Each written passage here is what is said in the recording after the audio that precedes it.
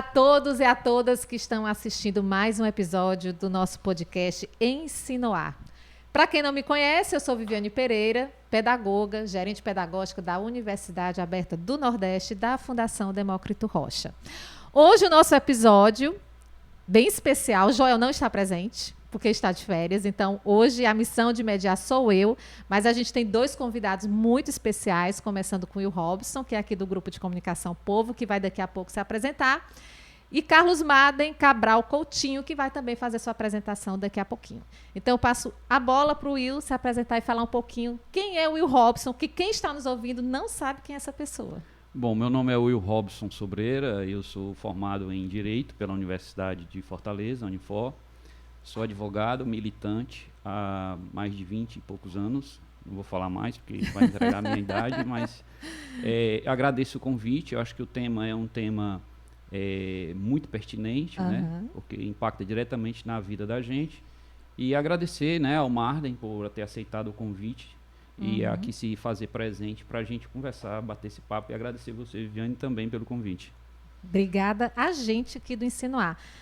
Marden, fale um pouquinho de você. Meu nome é Carlos Marden, sou procurador federal, professor universitário da Unicristo, da graduação e do mestrado da Unicristo, e investidor, amador em aprendizado, assim. Uma matéria que eu sou curioso, tenho estudado nos últimos tempos, então eu queria agradecer pelo convite aí do Will, da Fundação Demócrito Rocha, o pessoal do podcast Ensinoar, porque acho que o assunto realmente é muito relevante, muito interessante e é uma oportunidade muito curiosa. Eu já tinha estado aqui com o pessoal do Grupo Povo participando do debate, né? Sempre estou participando lá do programa, mas falando mais de política, então uma oportunidade interessante aí de falar de outro assunto, espero poder contribuir. Ah, que bacana. E quando eles falam que o assunto hoje é bem interessante, instigante e importante, a gente vai falar hoje sobre educação financeira para investir. Claro que vão ter várias ramificações. Eu, particularmente, que sou leiga, posso fazer algumas perguntas que eles nem estavam pensando, mas a gente tem aqui uma proposta de bate-papo, né? Então, a gente quer falar sobre a educação financeira, os impactos disso, se isso é importante, se é relevante para trazer para a educação básica. Então, essa é a nossa ideia de hoje, de conversar um pouquinho sobre esse assunto. Então, professor Marden, né? Professor da Unicristos. Vamos começar do começo, né? Então, para a gente começar pegando esse gancho, o que seria ou o que é educação financeira? Para a gente começar desse ponto. Bom, de uma maneira muito básica, né? A gente vive numa sociedade que, independente aí da linha ideológica que você tiver, a vida gira em torno de dinheiro, né? Sim. Ela é uma sociedade organizada em torno do dinheiro. Seja para você se alimentar, colocar seu filho no colégio, comprar roupa, viajar, ter um transporte, o tempo todo a gente trabalha para receber dinheiro e usa esse dinheiro para tentar ter um padrão de vida ali o melhor possível, né? Então, a educação financeira basicamente é tentar conhecer como lidar com o dinheiro de maneira saudável, de maneira produtiva, né? Pode parecer muito intuitivo você receber o dinheiro e simplesmente gastar, né? Fazer uma conta ali para saber se você está ou não está se pagando, mas na verdade, quando você busca um pouco mais de educação financeira, tem alguns conceitos mais sofisticados que ajudam você a lidar melhor com o dinheiro, ter uma relação mais saudável com ele e, claro, né, poder construir, né, coisas maiores, né, buscar sonhos maiores com esse dinheiro aí que você recebe. É interessante isso que você está falando, porque tudo que vocês vão falar, e principalmente agora esses pontos que o professor Marden colocou, enquanto você fala, eu fico pensando em mim, como cidadã, pessoa que ganha o meu dinheiro e gasto o meu dinheiro, né? Porque a gente tem aquele sentimento de que eu ganho tanto, vou gastar Y. Mas eu posso gastar um pouquinho mais hoje, porque aí eu compenso no próximo mês. Então a gente fica meio que nessa ilusão do que vai dar certo. Vamos que vai dar certo. E eu acho que quando a gente fala de educação financeira, é uma coisa muito mais ampla, é um comportamento, né? Não é só a questão do achismo, ou vamos lá, do otimismo, não são essas coisas que a gente está falando. A gente está falando mesmo de mudança de comportamento, né, de uma criação de cultura, provavelmente. E eu acho que no nosso debate de hoje a gente pode trazer isso um pouquinho para quem está nos ouvindo entender do que realmente a gente está falando. Não é só simplesmente economizar para poder gastar mais, ou gastar mais hoje e economizar amanhã. Pelo menos comigo não funciona. Não sei com vocês, né? Essa história de que eu vou gastar um pouquinho, próxima semana, o próximo mês eu gasto menos. Realmente, se você não der um freio, vira uma bola de neve. Pelo menos é o que eu tenho observado da grande maioria quando reclama de alguma questão financeira. Então, por que vocês, aí eu coloco para os dois, né? Por que a gente vai, por que para vocês conversar sobre a educação financeira é importante? Bom, eu acho que é importante porque, como o próprio Marden falou, né, nós vivenciamos isso, né? E aí é da classe mais baixa social, né, até a mais alta. Faz parte do nosso dia a dia.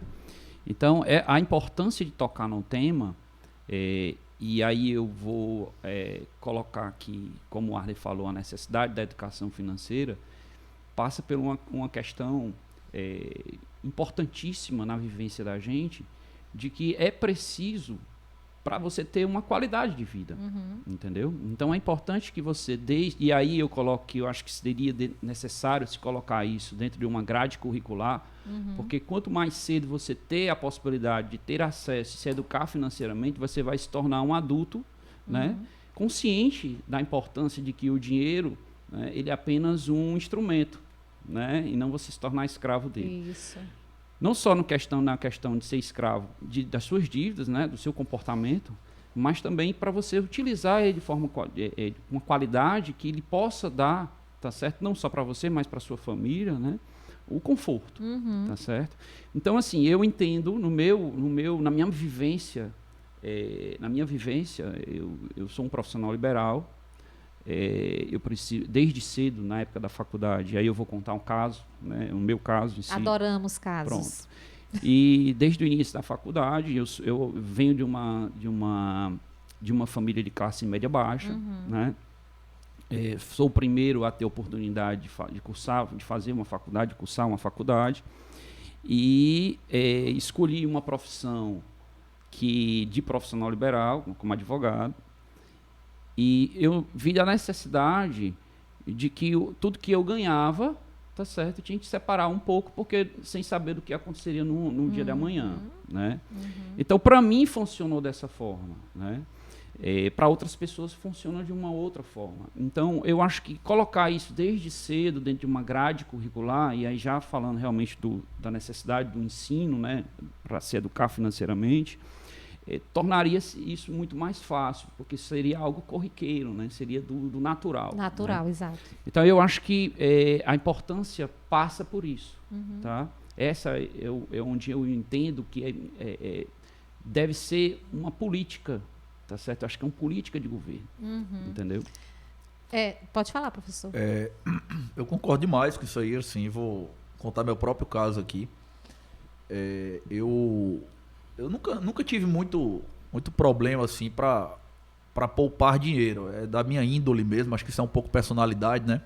Eu nunca fui muito de gastar mais do que eu ganho, não é da minha personalidade. E eu virei servidor público muito cedo, assim, com 21 anos eu era servidor público federal, ainda na faculdade, no concurso da Justiça Federal, né, antes de ser procurador. E aí, assim, mas sem nenhuma educação financeira, porque eu nunca tinha aprendido ao longo da vida, né? E aí, 20 e tantos anos depois, quando eu fui começar a estudar isso para tentar sair ali de uma vida de poupador para investidor, eu fui começar a descobrir conceitos assim super, super básicos, coisas que eu ficava, cara, isso aqui é para o pai explicar para o filho ou para a pessoa aprender no colégio. Tipo, se a pessoa passar a vida fazendo isso errado, então, felizmente, eu nunca tive grandes problemas financeiros, porque poupar, digamos assim, ou pelo menos viver com meu dinheiro, não ter dívidas, era algo da minha personalidade mesmo. Mas eu tinha uma relação com o dinheiro que ela não era produtiva. Eu não conseguia realmente multiplicar isso aí, porque eu não conhecia como fazer, nunca tinha estudado, não tinha base nenhuma. Então isso aí que o Will colocou é muito importante, assim, porque se a gente deixar que as pessoas descubram por si mesmas, né, muitas vezes elas nunca vão fazer isso. E certos conceitos eu acredito que poderiam mesmo estar ali, até no ensino básico, fundamental ali, para você preparar as pessoas, né? A gente tem um costume muito grande de usar o colégio e a faculdade para formar profissionais, né? A gente transforma, a gente treina máquinas de trabalhar, de produzir, de produtividade, né? E essas máquinas são remuneradas por isso e não sabem o que fazer com a remuneração. Então, eu acho que faz parte do pacote você ensinar algumas coisas, dentre as quais a educação financeira, eu acho que realmente faria muita diferença para que a pessoa não tenha que passar como eu passei, que ter 20 anos trabalhando e tá descobrindo coisas muito básicas que eu nunca tinha parado para pensar e nunca ninguém tinha me dito. Assim. E tem um detalhe, e por que eu digo que é a política de governo? Eu quero até me corrigir, eu acho que tem política de Estado, não é de governo, mas é política de Estado. Porque isso vai impactar diretamente na qualidade da vida social do país, pessoas. Né? Na nossa sociedade. Isso enriquece o país, entendeu? Fazendo um paralelo aqui simples, existe uma diferença grande entre um país de rentistas, que são pessoas que aplicam o dinheiro, né, apenas para ter o retorno através de juros, e existe um país, tá certo, que aplica em empresas, em produção. E aí eu posso citar como exemplo os Estados Unidos. Né? O porteiro de um prédio nos Estados Unidos, ele tem a consciência desde criança de que o que remunera, tá certo, e isso é parte de ensino deles lá, né, no ensino básico deles lá, o que é uma empresa. Tá certo? E a empresa, aonde se pode levar, aonde pode chegar, né, através de uma empresa, entendeu? Então eles realmente investem, eles pegam o seu dinheiro, tá certo? Isso inclusive faz parte da previdência do americano. Eles pegam o seu dinheiro, aquele que sobrou, né, que eles entendem que não se pode gastar mais, né, está dentro de uma grade curricular deles lá, eles entendem que não se pode gastar mais do que se ganha, porque não existe uma previdência, pelo menos não uma previdência nos moldes que nós conhecemos no Brasil, né, e que está fadada a falir a nossa presidência. Eu acho que já faliu, acho até inclusive já faliu. Só não, né? foi decretado, Não né? foi decretado. E aí, assim, isso impacta diretamente na qualidade da vida da nossa sociedade, entendeu? Então, lá eles investem, né, em empresa. Ou seja, o dinheiro que sobra no mês, eles, ao invés de deixar na poupança, né, eles pegam aquele dinheiro e investem, eles se tornam sócios daquela empresa, né? E isso gera riqueza para o país, porque aquela empresa com recursos, né, de uma forma geral da sociedade, eles conseguem se desenvolver, contratar mais, investir em novos projetos, em tecnologia. Inclusive as empresas, né, conseguem investir também em conhecimento nas universidades, nas próprias escolas. Isso é muito comum acontecer. E aí o dinheiro gira nessa perspectiva. É, né? Porque ele gira, na verdade, na produção de conhecimento, na produção de recursos, na melhoria, na multiplicação de recursos e, consequentemente, na qualidade de vida. Né? Então, assim, eu acho que precisa ser uma política de Estado nossa. Né? Nós fomos criados numa época, pelo menos eu fui, de que você recebia o seu salário, você tinha que correr para o supermercado, né? Porque senão o dinheiro se acabava. Exatamente. Né? Veio o Plano Real, que melhorou muito a nossa qualidade financeira, mas era preciso que as pessoas tivessem também o conhecimento de aquela estabilidade financeira, né, junto àquilo que nós vivenciamos, mudou, né, a nossa realidade como sociedade. Isso, e é exatamente dessa época de hiperinflação que vem a ideia de não poupar, né? A cultura da não poupança, ela é herdada da nossa geração, pela nossa geração, da geração anterior, porque era exatamente isso. Você lembra aí quando a gente era criança, né? Nossos pais recebiam salário, tinha que no primeiro dia ir no supermercado. Eu lembro de uma cena assim que me marcou muito, que era a gente fazendo feira e sendo etiquetado os produtos na hora. Então você ia pegando o que não foi etiquetado, porque o preço estava subindo naquela hora ali na sua frente. Incrível. Isso era o tempo todo. Então isso aí faz muita diferença. E o Will comentou aí sobre questão cultural, né, de ter a cultura do investimento. Isso é uma coisa muito interessante, assim.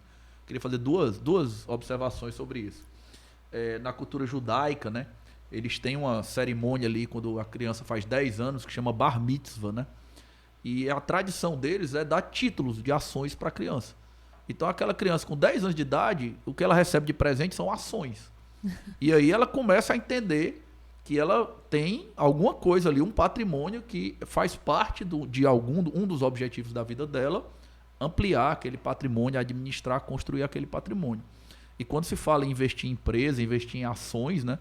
E é a minha segunda observação, eu não sei se o pessoal de casa que está ouvindo e vendo a gente consegue dimensionar isso, porque eu mesmo não conseguia tão bem, mas isso não é coisa para rico, coisa de quem tem muito dinheiro. Existem ações super baratas. Sim. Né?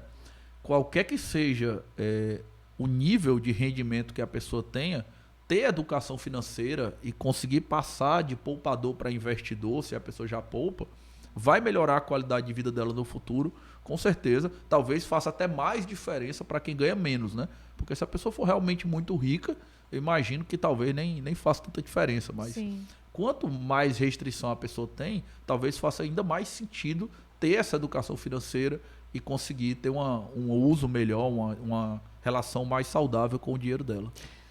E é importante que seja o quanto antes, mais cedo, porque você o que traz o retorno, né, financeiro e a tranquilidade para o futuro é o seu investimento o quanto mais cedo, tá certo? Então, por exemplo, como o Marlon falou, né, tocou sobre esse assunto, esse exemplo da cultura, né, judaica, né, eles entendem exatamente isso, que o retorno vai vir no futuro, né? E por essa situação que nós passamos em termos de cultura, do receber hoje para gastar, senão o dinheiro perde o seu valor, né, a gente perdeu essa capacidade de poupança no país, uma capacidade de reinvestir. E eu acredito, né, eu não sei se o Marlon concorda comigo, mas eu acredito que a gente só vai voltar a crescer como país quando a gente tiver essa capacidade de entender que a gente não pode ser rentista. E isso eu estou falando para quem tem condições financeiras, né, de tirar uma parte do seu dinheiro e aplicar, por exemplo, em juros. Porque isso vicia o país, certo? Por que vicia o país? Porque quando você não investe em produção, quando as pessoas, como o porteiro que eu citei, o americano, que ele começa a comprar as ações para se aposentar daqui a 30 anos, e aí se aposenta como? Com o retorno do acumulado que ele, né, teve durante esses anos, comprando aquelas ações todo mês, que aquilo dali vai te dar um retorno financeiro, comprando empresas sólidas. Sim, né? isso é E é importante. importante. E aí passa por aí a questão da necessidade do conhecimento financeiro. O que é uma empresa? Você passa muitas pessoas passam no nosso país, na vida, né, durante e não sabe o que é uma empresa, não sabe o que é uma ação, entendeu? Sim. Então, assim, por isso a necessidade de se tornar uma política de governo, né, e que seja inserido dentro do conteúdo escolar mesmo, entendeu? Desde daquele mais básico, né, e aí você vai, né, aumentando, né, a complexidade do conhecimento dentro da grade curricular, entendeu? Eu estou tão aflita com essa conversa, juro por Deus. Porque enquanto vocês falam, eu tinha assim, até perguntas antes que o Will colocou. Depois o Marden falou, eu digo, eu quero falar tanta coisa. Mas, sem querer, não sei nem que adjetivo utilizar, mas provocar, sei lá. O que vocês estão colocando, né, a importância dessa educação, quando vocês falam de ações, de investimento. Eu estou trazendo isso para hoje, 13 de maio, não é nem bom colocar o tempo, né, porque quem vai nos escutar daqui a 2 anos, mas até para situar, 13 de maio de 2022, que é o dia que a gente está gravando esse podcast. Para quem está nos escutando hoje, que no caso bate um desesperinho, né, porque eu estou aí com um déficit de tempo para pensar nisso tudo que vocês estão dizendo, né? Claro que a gente vai pensar isso de hoje para frente, né? E a gente está com a ideia, inclusive, é isso, né? Incentivar, estimular as pessoas e entender a importância disso já na escola e também nas famílias, né? Uma coisa que eu bato muito na tecla é que tem a escola, beleza, massa, tá lá, ela tem uma responsabilidade social importantíssima, mas a família ela não solta a mão da escola nunca porque é uma dobradinha. Mas aí, escutando o Will e depois o Marden, gente, o nosso país, ele quer isso? Essa é a minha pergunta. Não falo nem sociedade, mas de tudo que a gente não só está vivendo hoje, ai, que medo de falar isso, nem tudo que a gente está vivendo hoje, mas até a história do próprio país, né? A gente teve uma mudança, né? Você citou o Plano Real, isso para mim é bem pontual, há o Brasil antes e depois do Plano Real, mas ouvindo vocês, me bate um desespero, porque, assim, se nos Estados Unidos ele tem essa perspectiva, né, porque quando você falou, eu fiquei pensando, poxa, mas aí, acontecendo isso que o Will está dizendo, esse exemplo que ele está dando, o próprio governo, o próprio país, ele tenta ou consegue evitar que seja um país pobre. Né, ele está investindo no todo, numa coisa muito mais ampla. Ele está dando um exemplo, mas isso tem uma amplitude gigantesca quando você coloca isso num contexto geral. Aí eu trouxe para o Brasil. Né, a nossa realidade, quando você fala, né, tirar um pouquinho, que pouquinho, sabe? Estou pensando no salário mínimo que era para ser 6 mil e é 1.000 e pouco. Que pouquinho. Aí eu fico até arrepiada, gente. Eu fico nervosa com essa conversa, né? E aí, o nosso país, né, os nossos governantes, eles querem isso. né?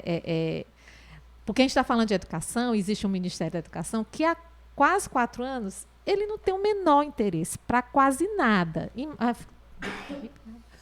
Inclusive, isso que a gente está conversando, né? Ele não quer nem que as pessoas...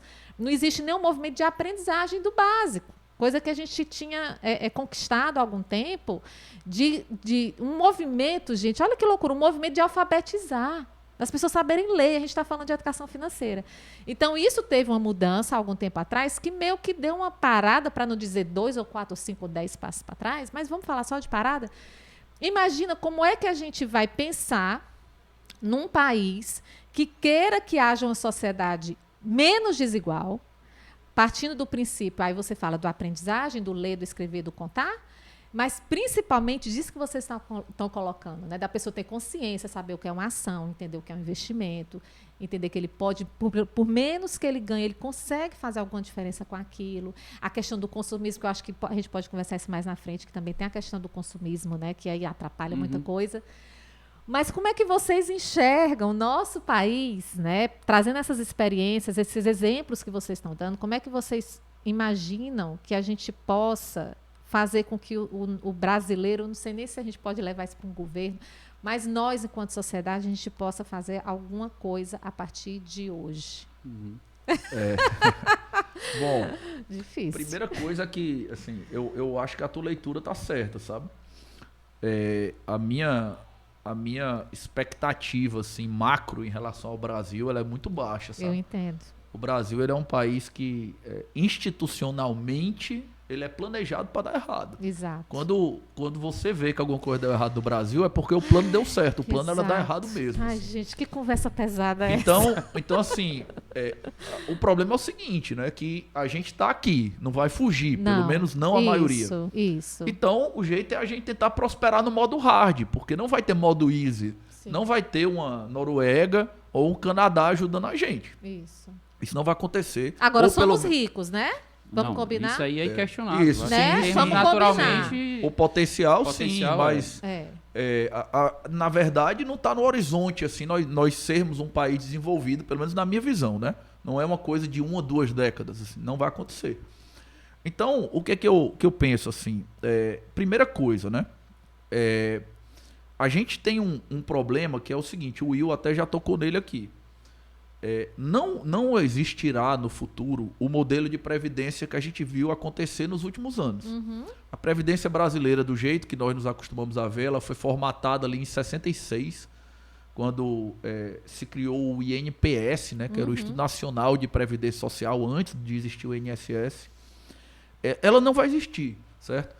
Nos últimos 20, 25 anos, você ficou cada vez mais tarde para se aposentar, e ficou cada vez mais baixo o valor da aposentadoria.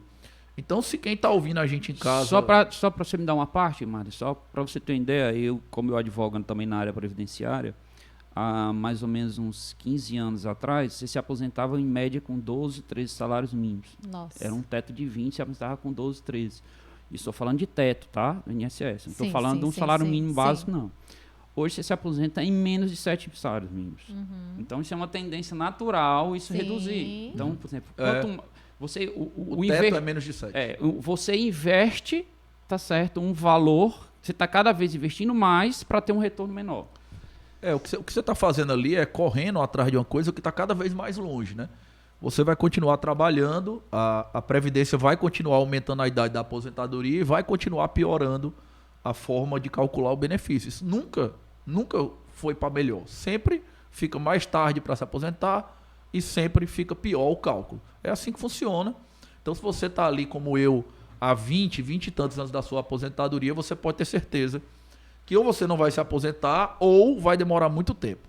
Então, a primeira coisa que eu acho que é importante dizer é o seguinte, se você paga Previdência porque é obrigado, pague, porque é obrigado, inclusive é um tributo, eu mesmo pago, né? Pago como professor, pago também como membro da Advocacia Geral da União, ok, então vou ter algum benefício de aposentadoria porque eu pago obrigatoriamente, mas assim, não é daí que vai vir a salvação.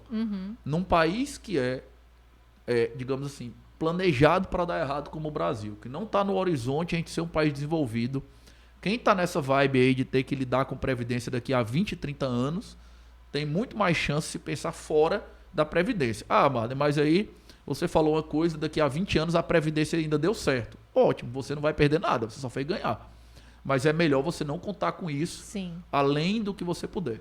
E a segunda coisa, que eu acho que é importante, é o seguinte, sabe? A gente tem muito medo de investir, e eu falo isso porque eu tinha também, né? Porque a bolsa ela tem muita volatilidade, né? A gente ouve falar o preço da ação sobe e desce, sei o quê. Antes de eu colocar meu primeiro centavo na bolsa, né? E eu sou meio conservador assim, eu fui fazer um estudo de rendimento da bolsa. E aí você vê que se você deixar o dinheiro lá durante 5 anos, às vezes você perde para a inflação. Sim. 10 anos já é mais difícil.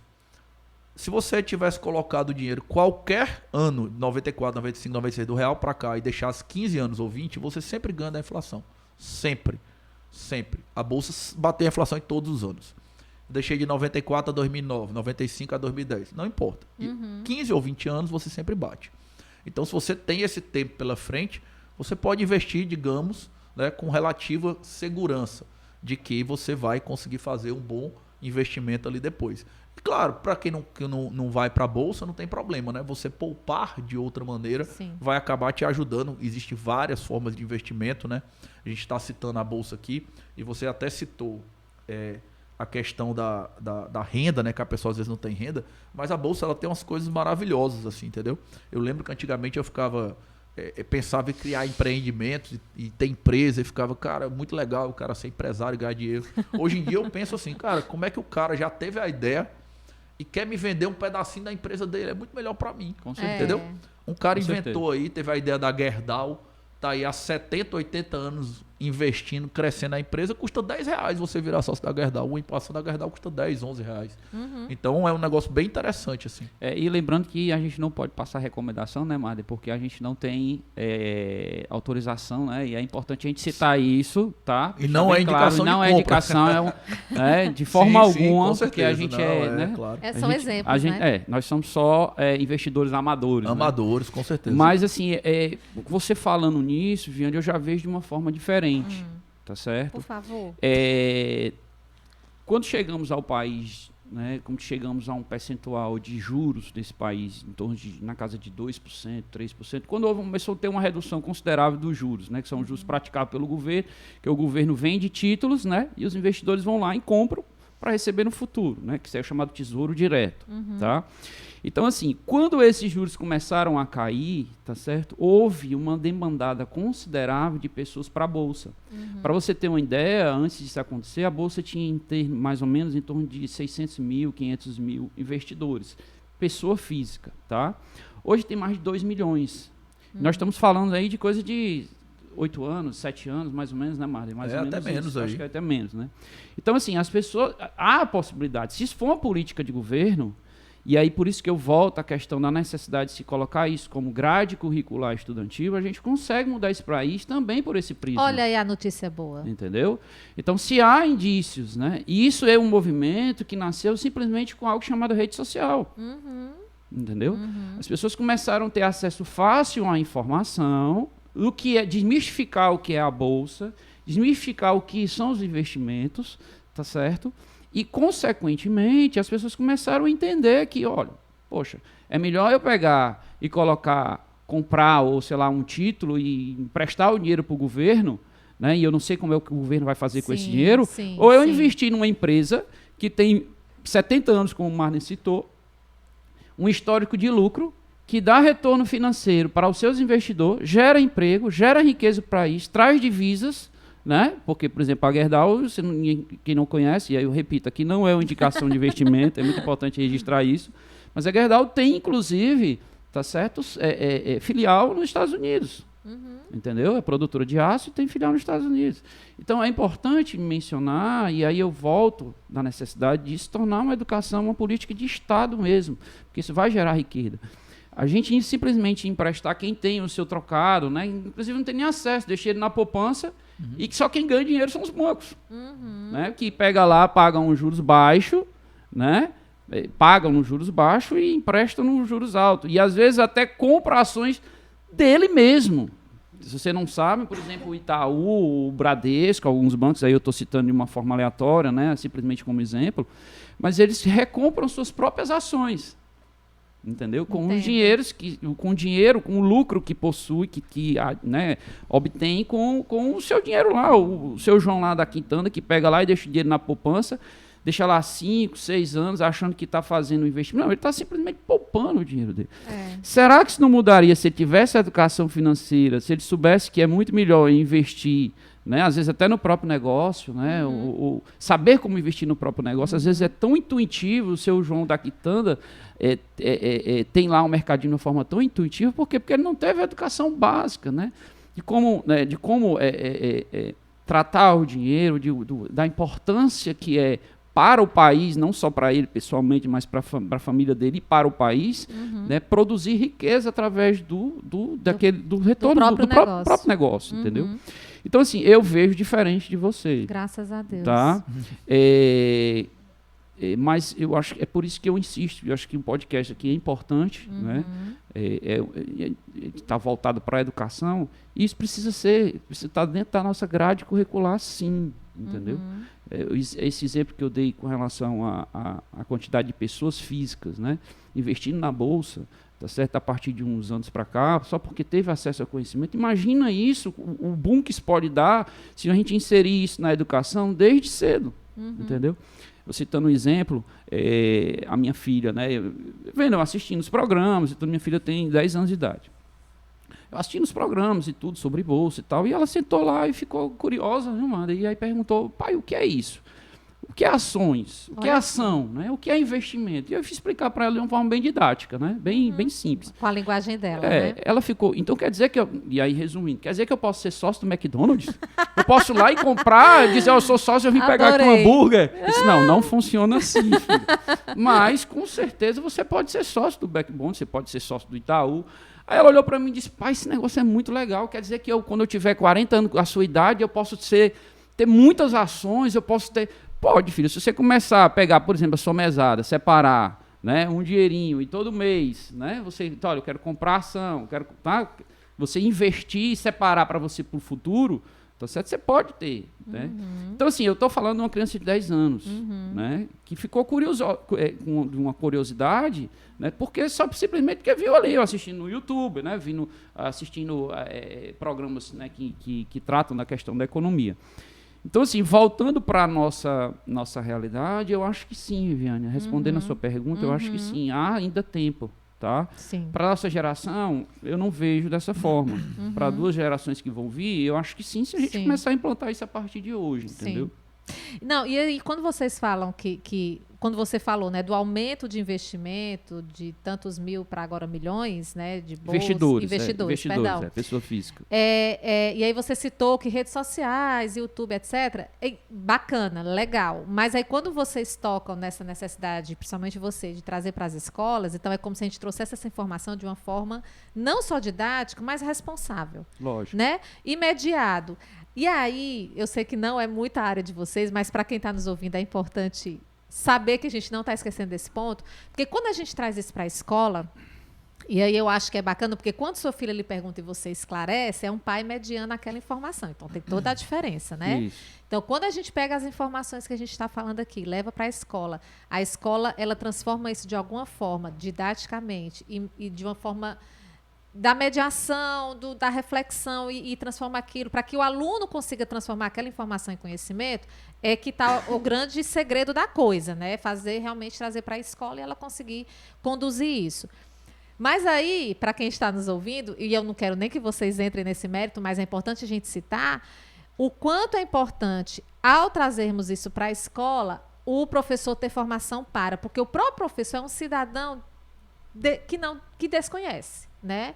E assim, a gente fala muito, e aí, perdão para quem não tem a mesma percepção que eu, mas um dia desse eu estava comentando isso lá em casa. Professor, gente, ganha bem. Ganha muito bem. Né? Se a gente pegar uma tabela, inclusive vai ter agora concurso para a Prefeitura de Fortaleza, eu peguei a tabela. É fantástica. Né? E por que a gente reclama tanto que a gente não tem dinheiro? Né? O que é que acontece? O professor universitário ganha muito bem. O professor com doutorado ganha muito bem. né? E o que é que ocorre? Porque, o que é que incomoda tanto a classe? É a estrutura da escola que não é boa? Por que tem tanta passeata, carreata, tanto barulho, né? São pontos que eu sempre refleti, não vou entrar nesse mérito, porque a discussão não é essa, mas é só o ponto para eu trazer que nós, enquanto professores, também desconhecemos. Né? A gente também tem uma deficiência na nossa formação. Então, por mais que a gente coloque isso dentro da grade curricular do ensino básico, aí você falando, Will, eu pensando, a criança lá na educação infantil, ela está estudando matemática e é ensinar de uma forma super lúdica a matemática. Eu lembro que tem escolas que colocam mercadinhos no pátio e vão fazer isso, e vão vender, outros vão comprar, e tem todo esse movimento da matemática também trazendo... Não, se você começar a seguir algum influenciador de finanças pessoais, investimentos, você vai ver que o cara gasta metade do tempo dele tentando lembrar as pessoas o que é o juro composto que ele aprendeu no colégio, né? Então, quer dizer, a gente podia ter feito a coisa ao mesmo tempo. As pessoas chegam ali na vida adulta sem saber como usar o juro composto, uma das partes mais importantes da vida delas ali. Pois é, então a própria escola ela pode utilizar de projetos, infinidade de coisas, trazer empresas que já trabalham com isso, né? Não precisa nem inventar a roda já está aí rodando. E aí trazer, agregar, né? Mas... além de, né, nem independente, mas além de trazer para a escola o conteúdo, é importantíssimo pensar nesse professor que vai trabalhar esse conteúdo, né? Porque senão pode a coisa desandar e dizer, nem deu certo. Falaram tanto, né? E não é isso, né? Porque a coisa é muito mais ampla, né? É não só trazer uma proposta, que eu vou até pesquisar se isso já existe numa BNCC na vida. Eu vou buscar essa informação, porque eu fiquei bem incomodada, bem, assim, incomodada no bom sentido, né? E a gente tentar entender como é que isso está sendo pensado para as escolas, para a educação como um todo, né, do país. E, paralelo a isso, nunca esquecer da formação do professor. Quando você fala da formação do professor, a gente não pode esquecer que o professor está inserido dentro da nossa realidade social. Exato. Né? E essa realidade social é uma realidade que não foi trabalhada para isso. Né? Exato. Então, assim, isso, de uma certa forma... é um trabalho para vocês que são professores de saber como inserir isso dentro do conteúdo, né, que será, né, ministrado e o treinamento dos próprios professores. Agora, o que eu acho assim, de uma forma bem ampla, que é importante ser inserido, eu acho que é uma questão que é indiscutível, né? Há uma necessidade, é visível essa necessidade no país. Porque, por exemplo, as pessoas falam, eu pago muito caro o imposto. Verdade, a gente paga uma carga tributária altíssima, né, no nosso país, né? Mas será que ela sabe para onde vai essa carga tributária? Ela sabe para que é essa carga tributária? Foi ensinado para ela por que o imposto é importante? Né? Nós passamos agora por uma pandemia que, graças ao SUS, e aí a gente tem que agradecer, tá certo? Que é pago pelos nossos tributos, nós tivemos vacinação gratuita. Exato. Tem muitos países por aí, certo? Que não conseguiram sequer comprar essas vacinas e fornecer ao seu povo, né? Tem país aí que ofereceu $100 para a pessoa se vacinar, aí é uma questão ideológica, etc e tal. Mas eu voltando para a questão da importância do tributo. Será que as pessoas, né, nós fazemos parte da sociedade, sabemos o que é a representatividade do tributo? Né? O que o tributo traz para nós como sociedade? Que são conceitos básicos, né? São conceitos básicos que não estão inseridos. Não, quase ninguém tem conhecimento. Não estão inseridos dentro. Isso passa também por educação financeira. A importância de saber por que a carga tributária é alta, aí partindo para uma questão ideológica, por que ela tem que ser diminuída, né? Tá certo? Ou por que ela precisa ser no valor que ela é. E a gente só reclama, né? E nós só reclamamos porque mas a gente só reclama porque a gente não tem conhecimento. Exatamente. Entendeu? Exatamente. E aí eu também, a questão que quando da importância da inserção disso, da questão da educação financeira, passa por isso também. Até porque quando você sabe para onde vai, sabe qual é o custo disso, você começa a cobrar. Não, a valorizar e cobrar, né, Marley? Tá certo? Então, assim, eu vejo de uma forma essencial isso ser inserido dentro da nossa grade curricular. E tem uma coisa boa, que eu acho que o Enem trouxe... O Will só trouxe coisas boas, não, eu vejo de uma forma... Eu sou otimista. Né? Eu sou otimista, sim. Até porque eu sou advogado, eu preciso ser otimista. Precisa. Né? Quem trabalha... Nem sai da cama de manhã, né? Não, e você tem a nossa realidade da advocacia brasileira é que você entra com um processo hoje, você vai ter o resultado daqui a 5 anos, 6 anos. É verdade. Tá certo? Então, se eu não for otimista e aguardar, que muitas vezes a gente faz né, a gente trabalha com a chamada advocacia de risco, né, que a gente só recebe lá no final. Se a gente não tiver o otimismo para que o processo seja, né, seja favorável, e lá no final vinha ter um retorno financeiro. Entendi a sua entendeu? vibe, entendi. Então, assim, professora, é urgente. Eu Precisa sei. ser uma política de Estado para que as pessoas tenham conhecimento, tá certo? Primeiro, como tratar o seu próprio dinheiro, saber por que é importante o tributo, por exemplo, tá entendendo? Isso faz parte, não só é necessário por uma questão de riqueza, de melhorar a qualidade de vida no nosso país, tá certo? Das pessoas que fazem parte do nosso país, tá certo? E sem dúvida nenhuma, passa por isso. Esse eu entendo dessa forma. Não sei se o Marley compreende dessa forma, mas... Eu acho que a questão da escola, cara, ela tem outra coisa que é muito interessante, que é o seguinte. A escola, ela normaliza algumas coisas. Você, ao conviver aqueles 15 anos ali que você tem dentro da escola, você faz um molde intuitivo na sua cabeça do que é normal e do que não é normal, né? Então, por exemplo, mantendo aqui na educação financeira, né? É muito intuitivo para as pessoas, eu acho que sim, que você não deve gastar mais do que você tem e que você não deve adquirir dívidas que você não pode pagar. Claro que a gente sabe que algumas pessoas ainda assim vão gastar mais do que tem e ainda assim vão adquirir dívidas que não devem pagar. Mas isso é intuitivo, elas estão fazendo sabendo que está errado, é lógico isso aí, entendeu? O problema para mim de você não normalizar a educação financeira na escola ou de você não ter educação financeira na escola é porque você normaliza uma conduta que a pessoa erra achando que está fazendo certo. Isso, exatamente. Como é que é o grande caminho, digamos assim, que vai dar num beco sem saída da vida da grande maioria das pessoas? A pessoa se organiza, ela vive com menos do que ela ganha, ainda que seja um pouco, e vai juntando. E toda vez que ela junta alguma coisa, ela compra algo mais caro. Ela junta comprar algo mais caro, ela junta comprar algo mais caro, ela junta comprar algo mais caro. E às vezes é algo que nem precisa, né? E ela tem a para sensação, com isso, gente. E ela tem a sensação de normalidade. Então, qual é a sensação de sucesso que é normalizada, né? Porque a gente não tem educação financeira. Se eu tenho hoje o carro X e moro num apartamento X, eu vou trocar o meu carro de 20 mil por um de 30, depois por um de 40, depois por um de 50, depois por um de 60.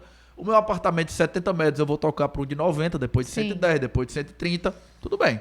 Se eu tiver dinheiro, eu vou comprar uma casa de praia ou uma casa na serra. Eu vou comprar um segundo carro para casa e aí vai. E aí você, que passou 30, 35, 40 anos, né, trabalhando, gastando menos do que você ganha, poupando e acreditando que estava fazendo certo, porque a pessoa acredita que está fazendo certo, um dia você acorda, você é idoso, você tem um carro caríssimo ou dois, e tem um apartamento caríssimo, uma casa, talvez uma casa na praia, uma casa na serra. E aí você se pergunta o seguinte, como é que eu vou parar de trabalhar? Não vai, não tem como. Não consegue. Por quê? Porque o caminho normal, ele dá num beco sem saída. O normalizado, ninguém acha que vai dar certo ter dívida. Ninguém acha que vai dar certo viver com mais do que você ganha. Você sabe que vai dar errado. Mas juntar e comprar coisas cada vez mais caras é o normal. Então, você vai ver às vezes gente que já está ali próximo de uma idade de aposentadoria, né?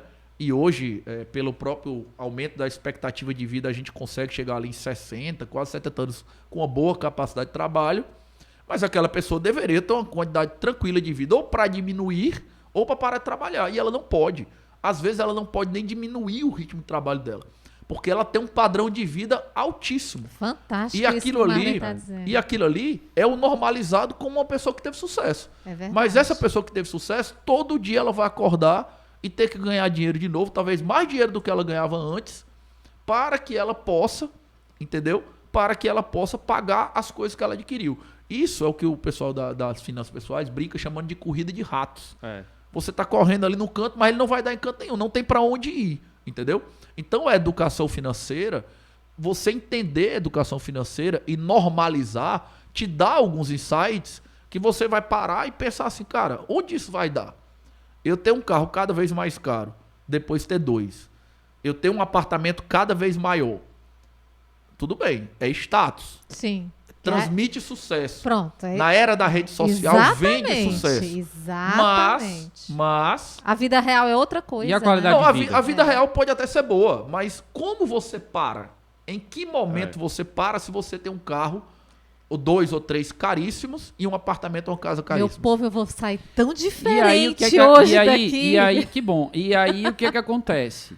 Ver, né, no final da vida, quando era para estar tranquilo, viajando, tendo novas experiências, exato. vivenciando Diminuindo o ritmo de família, trabalho. diminuindo o ritmo de Isso, trabalho. uma rede durante a tarde, ficar deitado. Muitas vezes tem que continuar, como o Mari falou, e até vendendo o patrimônio que construiu da forma errada. Isso, exatamente. Se desfazendo. Se desfazendo do patrimônio, exato, né? Porque não exato. consegue manter, é impraticável. Exato. E aí eu Conheço tenho uma tantos regrinha, assim. eu tenho uma regrinha que eu acho que é uma coisa que eu aprendi intuitivamente, né? A família e os amigos até me deram um rótulo de que eu sou o famoso mão de vaca, né?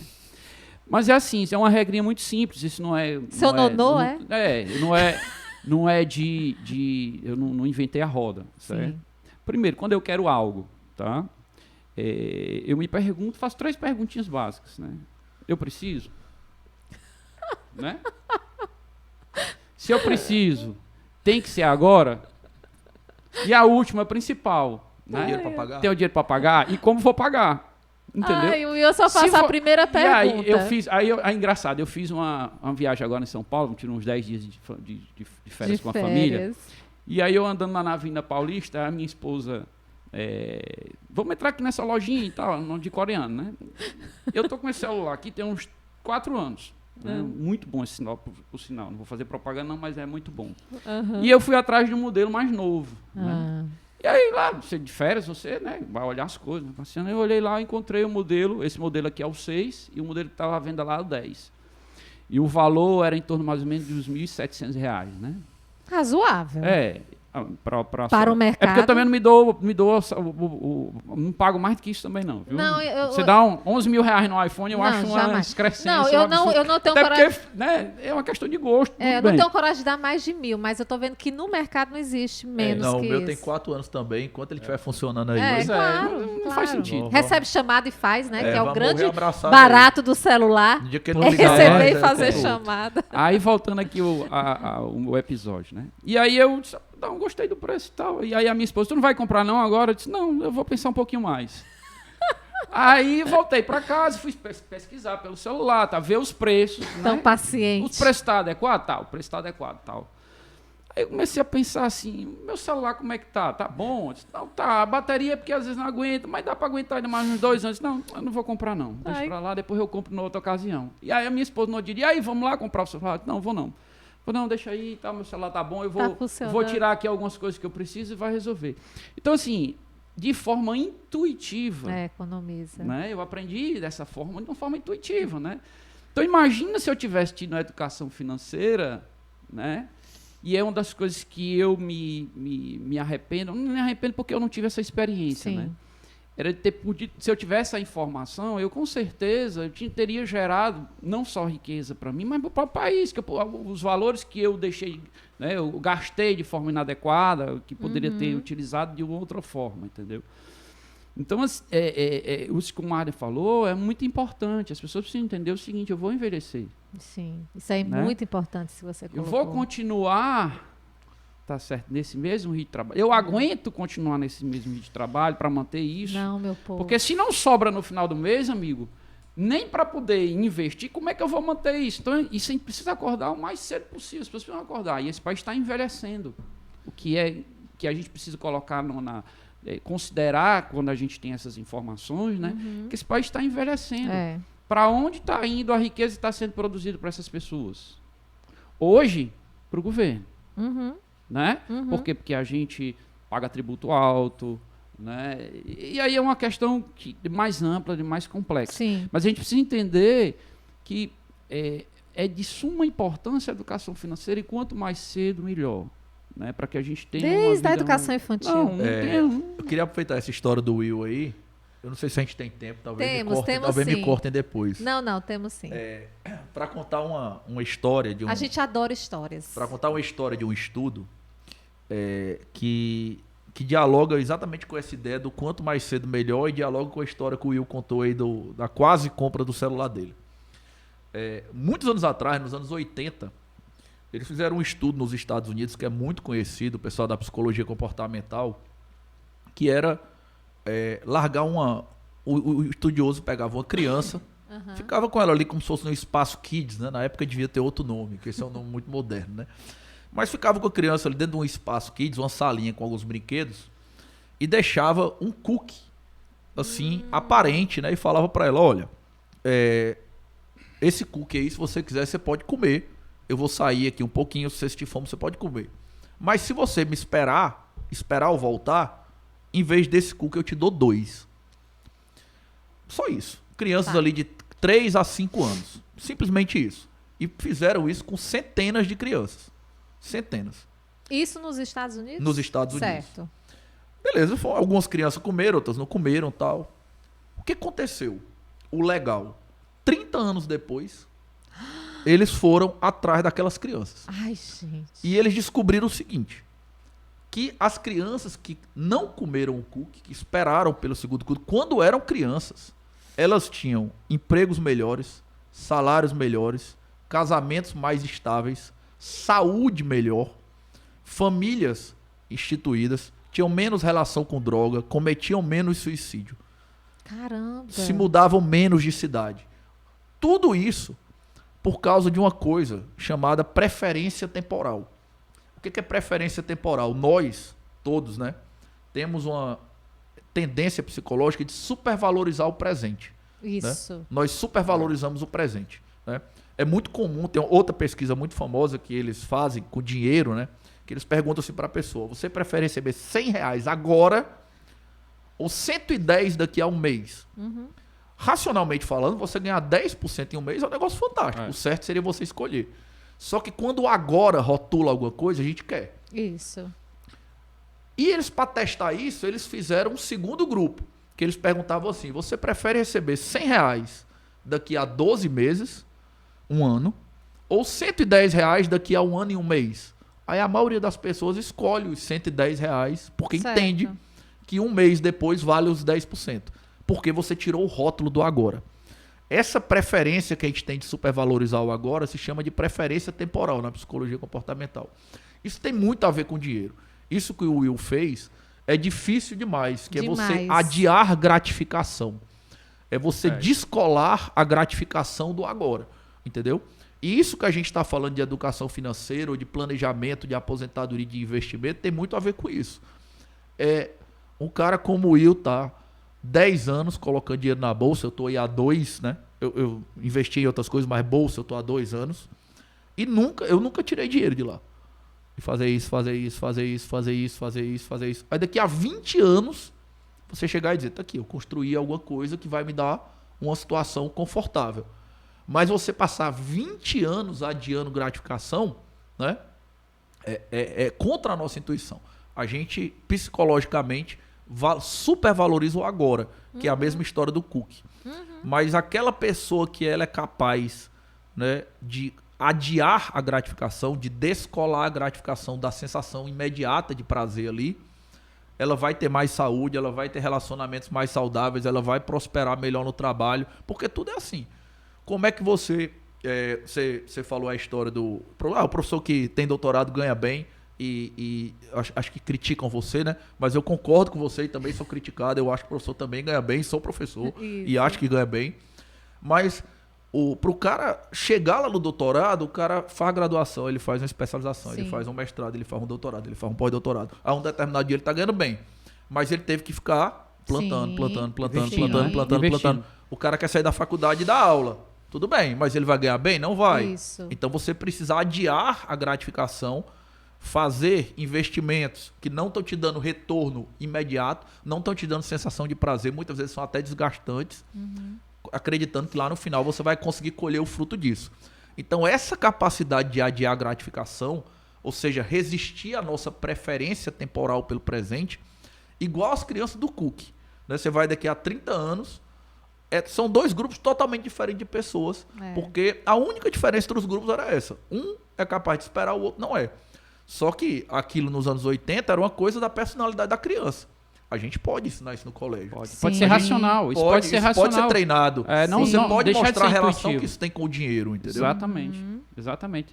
Porque assim, Por que é como você falou, por que é importante estar inserido dentro da grade curricular na escolar? Porque isso deixa de ser racional, isso passa a ser intuitivo. Essa experiência que o Marley citou, ela foi intuitiva, ela era intuitiva. Aí eu lhe pergunto, o que é que foi feito com esse estudo? Por que esse estudo foi feito? E o que é que foi feito com ele? Será que nós temos algo igual no país? Você que é professora, já viu algo parecido no país? Tá certo? Por quê? Porque a gente não tem... A nossa cultura é imediatista, decorrente da período de muitos anos de inflação que nós vivenciamos, que ou você comprava hoje ou você não comprava amanhã. Né? Agora, então, quando veio o Plano Real... Eu estou me lembrando aqui que os professores ficam assistindo isso aqui e vão começar a tentar o teste do Cook com os alunos, viu? Não, também não é para vocês tentarem. Quer dizer, não sei, né? Não tentem isso em casa. Até porque a gente falou de formação, né? A gente precisa ter uma formação para fazer essas mediações. Passa por isso, não tem dúvida. Você colocou um ponto importante. Ninguém vai jogar o conteúdo. Isso precisa ser tratado de uma forma, né, racional, consciente, saber onde que se quer chegar. Mas é que eu repito, isso tem que ser uma política de Estado mesmo. Não é de governo, é de Estado. Porque é de governo... vai passar, é uma tendência natural que no próximo governo... Porque nós vivemos, como o Marley falou, infelizmente é um governo atrás do outro que vive para apagar fogo. Né? Nós estamos vivenciando aí, sem querer puxar para a sardinha, né? Não é um teor político. Mas o trabalho que vem sendo feito na educação aqui no estado do Ceará é um retrato que isso dá certo. Exatamente. Tá certo? Exatamente. A gente pode chegar, se isso for feito lá, isso tem uma demanda, né? Tem uma demanda, Sim. Isso requer interesse, né? Isso é uma política de Estado, se tornou uma política de Estado. Está lá dizendo, ó, daqui a 5 anos nós temos essas metas para cumprir, daqui a 10 anos para cumprir. Né? Então, é uma questão, como o Maren falou, investimento não é só o dinheiro que sobrou lá, né? Você lá ganha um salário mínimo, eu vou tirar R$100, porque eu estou pensando no futuro. Não, às vezes R$100 você pode investir também num curso. Sim, é investimento. Né? Que vai melhorar a sua qualidade, né? A sua capacidade de conhecimento, que vai te trazer a possibilidade de ter um emprego melhor. Sim, sim. Por que eu preciso comprar, como a gente vê muito, né? Por que eu preciso comprar um celular de R$1.000 e não aquele celularzinho que tem botão lá que você liga e desliga? Se eu poderia pegar esse dinheiro que está lá parcelado, né?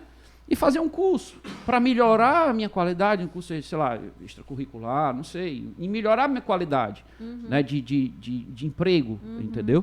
Lá, se eu sou um ajudante, por que eu não posso fazer um curso para ser pedreiro? Né? Em vez de ter um celular que custa R$500, R$600, entendeu? E isso passa por educação. Passa. A gente precisa entender que isso tem que ser modelo para que o Estado, nós brasileiros, o país se torne um país melhor, entendeu? E nós estamos, e o Marley deu um exemplo de um país que é consumista. Nós estamos falando dos Estados Unidos, né? É consumista. Tá? É um país que a economia dele há anos roda com base só simplesmente do consumo. É um país que deve trilhões, né? Tem uma dívida pública gigantesca, impagável, e que sobrevive, a economia lá sobrevive com o consumo, entendeu? Então, eu entendo, primeiro, eu acho que isso precisa, vem ocorrendo uma revolução, né, com as redes sociais, nesse tema, tá certo? Muitas pessoas têm cursos hoje, as pessoas estão consumindo curso de educação financeira. Maravilhoso. Né? Tem pessoas que hoje se tornaram milionárias porque começou com um videozinho lá atrás, há 5, 6, 7 anos, dizendo, olha, faça isso, faça aquilo. Está aqui a sua planilha, está aqui, o seu custo é isso daqui, você só ganha isso e o seu custo é isso. O que é que você pode melhorar? Você pode cortar isso, tá certo? Ou se você precisa comprar um celular de R$1.000, por que você não compra um de 300 e esse que sobra, você tem o dinheiro, você investir em alguma coisa, tá entendendo? Tem um exemplo muito interessante que eu vou contar aqui, e aí é de um cliente meu. Hoje, ele tem... Na época, ele devia ter uns 20 e poucos anos de idade, né? E era garçom. E ele me procurou, porque uma determinada empresa que não pagou as rescisórias dele, me procurou. Certo. E aí, né, eu conversando com ele, e aí eu perguntei a ele, o que é que você vai fazer? E aí nós tivemos sucesso, o que você vai fazer com esse dinheiro? Não, eu vou comprar ali uma casinha, que ele morava na comunidade. Uma casinha ali de uma pessoa que tá vendendo, e eu vou comprar. Tu vai comprar uma casinha? Ele tinha 20 e poucos anos, né? E eu disse, e tu vai morar lá? Eu disse, não, moro com meus pais. E tu vai fazer o que com essa casinha? Não, eu vou alugar. Tu vai alugar? E qual, eu não entendi, disse, qual é o teu plano assim? Por que você vai alugar? Não, doutor, eu percebi que as pessoas que moram na comunidade continuam na comunidade. Por exemplo, na minha rua lá, praticamente as pessoas têm uma necessidade grande de moradia. Então eu vou comprar, alugar, vou juntar o dinheiro do aluguel. Que era uma renda que ele não tinha, né? Depois eu vou construir em cima dessa casinha, alugar para outra pessoa e vou criar uma renda para mim. Olha que interessante. Aí, 15 anos depois, ele me ligou. Aí ele disse, eu disse, não, doutor, é porque eu estou querendo ver um negócio de um concurso, que eu estou participando aqui da Guarda Municipal, porque eu quero ser guarda salva-vidas e tal. Eu queria conversar com o senhor. Não, vem aqui. Eu comecei a conversar com ele. E aí? Não, hoje... E aí eu perguntei, curiosidade, né? Eu perguntei, e aí hoje? Eu disse, não, hoje eu tenho 13 casinhas, né? Que essas casinhas, o aluguel, eu pago só ao colégio das minhas filhas.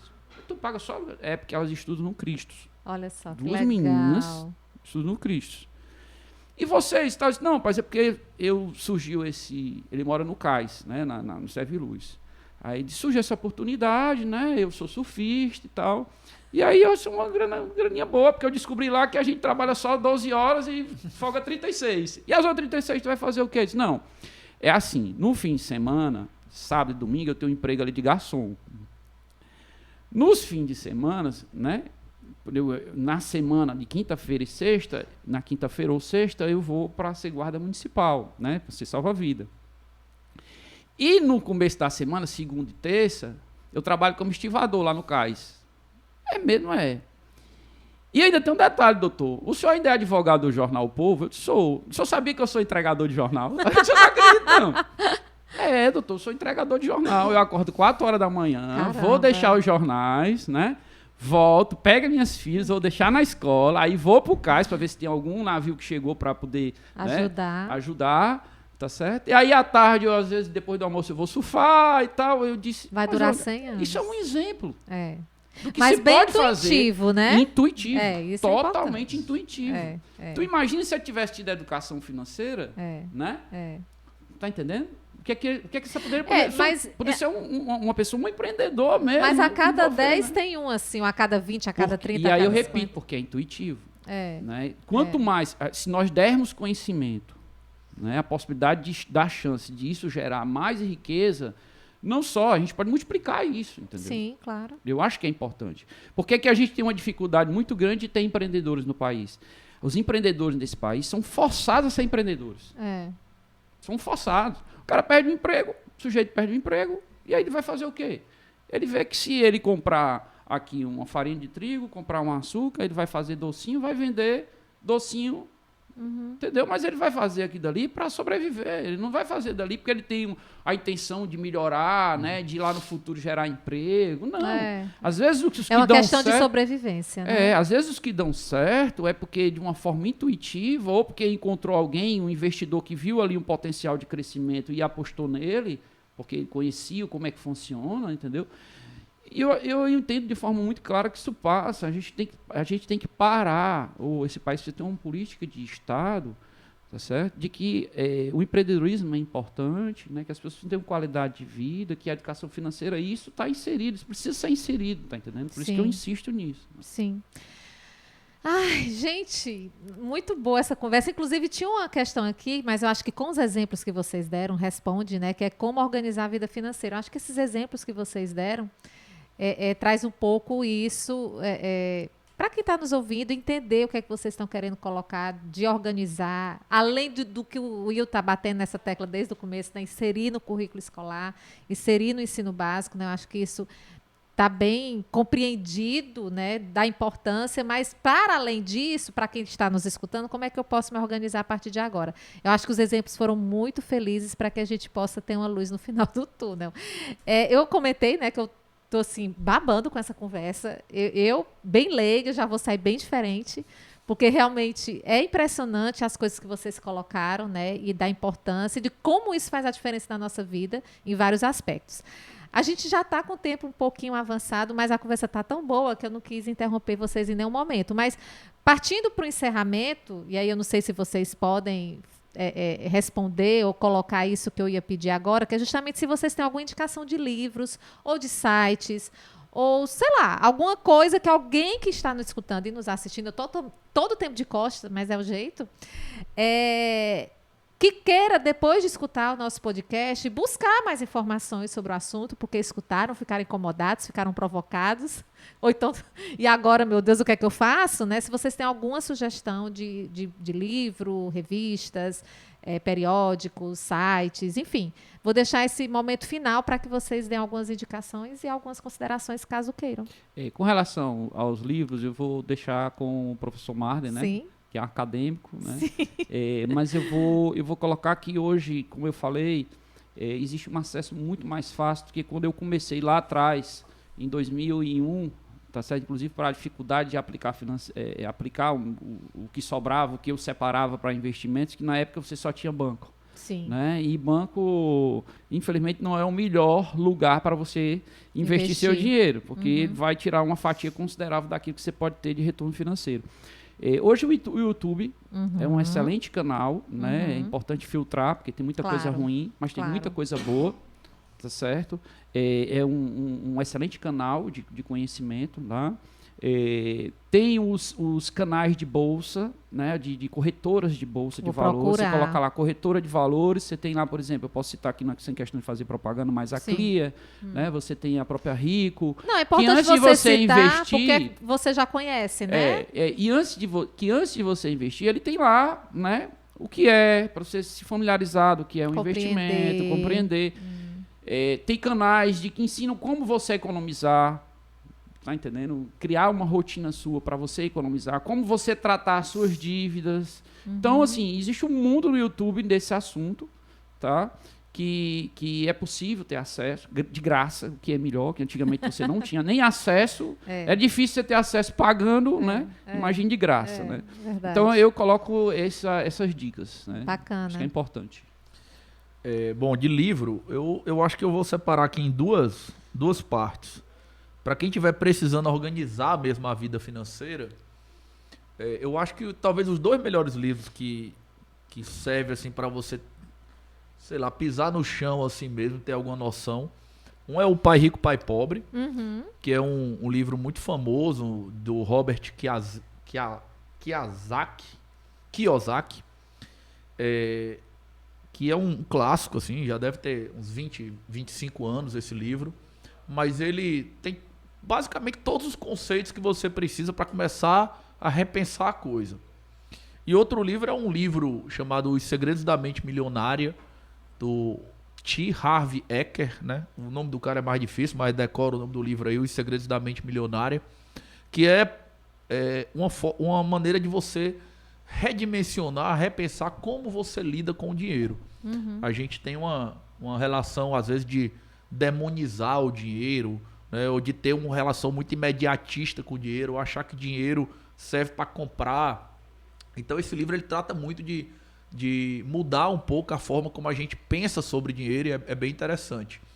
Então acho que para quem está querendo começar a pisar no chão assim, e educação financeira mesmo é isso. Se a gente tiver gente ouvindo a gente que já tem uma facilidade muito grande de poupar, já é organizado poupando, e tiver pensando em virar investidor mesmo, né? Aí eu já acho que tem dois outros livros que podia indicar. Um é um livro chamado Investindo em Ações no Longo Prazo, do Jeremy Siegel. O livro é em português, né? Chama Investindo em Ações no Longo Prazo, que vai mostrar exatamente isso que eu comentei aqui durante o episódio, que a volatilidade da bolsa, na verdade, ela é ruído. A longo prazo, o que você tem é o crescimento das ações, o crescimento do mercado, o crescimento da economia, e você tem a oportunidade de fazer parte daquele crescimento. Claro, né, se você souber escolher bons ativos, né? E aqui, como o Will comentou, nós somos investidores amadores, mas existem pessoas qualificadas para isso, né? Analistas, né? Com qualificação e autorização até da própria CVM para fazer esse acompanhamento. E o outro livro é um livro que chama Como Fazer Fortuna com Ações, de um cara brasileiro chamado Décio Bazin. Finalmente um brasileiro, né? É um clássico. Eu sempre faço até uma nota de rodapé, porque o nome do livro é muito espetaculoso, né? Parece que o cara escreveu o livro semana passada para ganhar dinheiro, mas esse livro, na verdade, é de 1992. Nossa. O Décio Bazin, nos anos 70... E precisa registrar, numa época que a inflação era gigantesca. Isso, exatamente. Né? A inflação era gigantesca. Ele era um jornalista que cuidava do mercado financeiro incidentalmente, e como ele foi conhecendo através do jornalismo o mercado financeiro, ele acabou virando investidor e acabou começando a administrar carteiras de outras pessoas. E é um livro que eu acho que dá um dos maiores insights assim, sobre como você pode fazer a transição ali de uma renda que você tem que continuar ganhando para depender dela, que é a renda ativa, né? Porque você tem que trabalhar para uma renda passiva. Chama Como Fazer Fortuna com Ações. Acho que é um livro muito interessante, um livro de um brasileiro, né? E você comentou aí que finalmente um brasileiro, né? Para dar uma dica a mais aí para quem já tiver lido eventualmente esses livros, também tem os livros do Gustavo Cerbasi, né? Que é um livro que eu gosto muito, assim. O Gustavo Cerbasi, se você já for uma pessoa que investe na bolsa, os livros deles não são bons, assim, apropriados, porque eles são livros muito básicos. Sim. Mas se você quer organizar a sua vida, se você quer começar a pensar sobre isso aí, ele tem livros muito interessantes, inclusive livros voltados para a finança de casal, né? Que é o Casais Inteligentes Enriquecem Juntos. Né? Tem até teste financeiro para o marido e a mulher fazer, né? Acabar com aquelas brigas. Não acaba ali. casamento, não, isso aí? Quando Acaba. a gente lê e faz o teste, Não, pelo contrário. Né? Porque, se tiver à disposição do casal, pelo contrário. Se não houver disposição, é complicado, porque um poupar e o outro não é segundo as pesquisas, né? Eu tenho tantas estratégias. Problemas financeiros. Os bastidores. Problemas financeiros são a segunda maior causa de divórcio. Com certeza. Né? Sim. Então, assim, alinhamento financeiro é muito importante, não só para o casal viver bem, mas para estar realmente alinhado. Porque gente, não se você tem um que gasta e outro que poupa, né? Não. É difícil. Bacana isso aí. E é interessante o seguinte, que eu acho que é preciso colocar que não tem tempo. Tá? Diz, hoje eu tenho 60 anos de idade, minha vida está isso é importante. Não tem tempo. Tá. Tempo quem faz porque é você. essa era a minha angústia no começo da nossa conversa. Não tem. Né? Hoje, por exemplo, é muito comum na Bolsa você ter investidores, tá certo? Com 50, 60 anos de idade pensando para o futuro. Sim. Eu vou citar aqui um dos maiores investidores de pessoa física do Brasil, o Barsi. Tá? É conhecido na rede social e tudo. O Barsi tem mais de 80 anos e hoje aplica o dinheiro dele como se ele estivesse começando. Legal. Lógico que o volume de fortuna que ele tem hoje, de resultado de 50 anos de investimento em ações, né, é absurda. E até um dia desse, quando ele não era conhecido, ele andava de metrô em São Paulo. Olha que legal. Entendeu? Então passa muito para essa questão da educação financeira. E ele aprendeu, e eu vou citar, é importante citar, Barsi aprendeu com a dificuldade. Era filho de imigrantes, morava em Cortiço, tá certo? A mãe dele sustentava ele e alguns filhos, começou a trabalhar cedo como engraxate. Teve uma oportunidade de conhecer o que é a Bolsa de Valores quando começou. Para você ter ideia, ele como investidor, tá? Ele tem só menos um ano a menos de investidor do que a criação da Bolsa de Valores do Brasil. Então ele vivenciou tudo que se possa imaginar, tá certo? De altos e baixos, crises econômicas, passou por dezenas de planos de econômicos que esse país já teve. E não desistiu. E não desistiu, porque primeiro ele teve foco, apostou no tempo, né? Tá entendendo? Investiu em boas empresas, teve alguns percalços natural, tá certo? Mas ele tem uma coisa que ele colocou na cabeça, né? Que ele precisava fazer porque ele estava imaginando o futuro dele. Então, você tem 50 anos hoje, dificuldade financeira é grande, primeiro, organize suas finanças. Se não tem condições, procure ajuda, vá atrás de livro, pesquise. Colocando suas finanças em dia, tá certo? Vendo se realmente eu preciso da casa de praia, por que eu não posso vender minha casa de praia por 300 mil reais e ter a mesma, né, experiência alugando um Airbnb, né? Num local aqui, outra acolá, só status, entendeu?